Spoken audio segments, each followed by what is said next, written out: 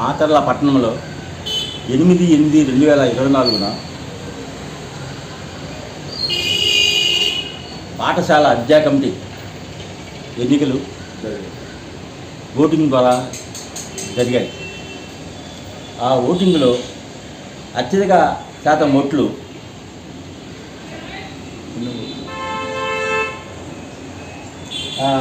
P Venkateswara గారు ప్రజాస్వామ్యబద్ధంగా ఎన్నుకోబడ్డారు.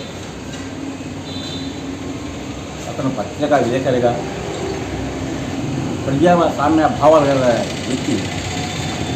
అతని పదవిని చూసి సహించలేక ఎన్నికల వ్యవస్థ నిర్వీర్యం చేసి వికలాంగుడైనటువంటి విలేకరి గారిని ఘోరంగా అవమానపరిచి అతని ఎన్నికల్ని తిరస్కరించారు. ప్రజాస్వామ్యబద్ధంలో ఎన్నికైన వ్యక్తిని అక్రమ పద్ధతులు నిరోధించడం అనేది ప్రజాస్వామ్య విధానం.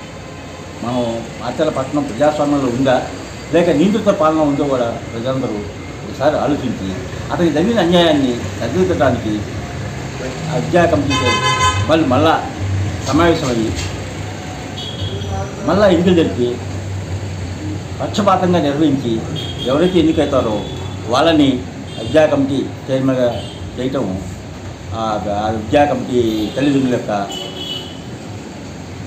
నిర్మాణాత్మకమైన బాధ్యత.